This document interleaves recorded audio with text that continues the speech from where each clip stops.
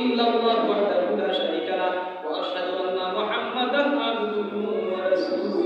হাদিস শরীফের মধ্যে আছে যে বান্দা অথবা বান্দী ওযুর শেষে এই কলিমাটা পড়বো, জান্নাতুল দরওয়াজা আছে। এই আল্লাহর দরওয়াজার মধ্যে বান্দা এই দরওয়াজার মধ্যে ইচ্ছা করবে গো, সেই জান্নাতুল দরওয়াজার মধ্যে আল্লাহর বান্দারা মধ্যে প্রবেশ করতে পারবে। সুবহানাল্লাহ। নিয়ত সঠিক থাকতে হবে।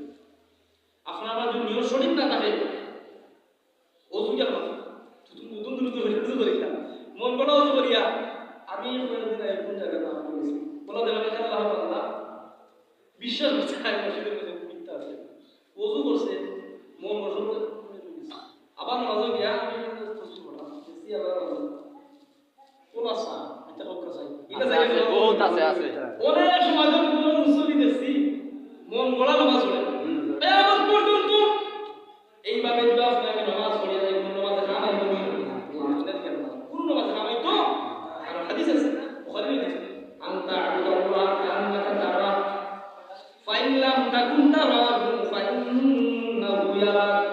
এইভাবে তোমরা ইবাদত বন্দী করো, মনে মনে ভাবো যে আমি রব্বে কারীমকে দেখলাম, আমার আল্লাহ রাব্বুল আলামিন দেখলাম। প্রত্যেকটা কোরআন মধ্যে প্রত্যেকটা নবীর প্রমাণ আছে। আপনি আমি যে প্রশ্ন করি হয় মানবী মসজিদে প্রবেশ করতাম, বাইরে যাইতাম, হাঁটাচলা করতাম, কোন দিকে কোন স্টাইলে কোন নিয়মে মানুষের কথাবার্তা করতাম, সমস্ত কিছু কোরআন মধ্যে আছে। আল্লাহ এর কারণে নামাজ যে পড়তাম সর্বপ্রথম আপনার জরুরি হইল খাবার যে আছে না পবিত্র হাতে দেখি খাবারটা তৈরি কিন্তু ইনশাআল্লাহ পরবর্তীতে নামাজ পড়তে শর্ত হলো, প্রথম শর্ত হইল আপনার পাক পবিত্র থাকতে হবে। শুক্রবারে আপনার সমস্ত মানুষ গোসল করিয়া সুন্দরভাবে পোশাক দিয়ে আপনার নামাজ পড়বে। এর কারণে হাদিসের মধ্যে আছে কিয়ামতের কঠিন ময়দানে বান্দার কাজটাকে সর্বপ্রথম হবে নামাজের হিসাব নিবা। কিয়ামতের কঠিন ময়দানে বড় ভয়াবহ অবস্থা হইব,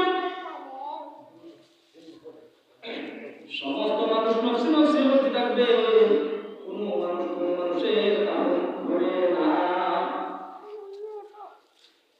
সেই কিয়ামতের কঠিন ময়দানে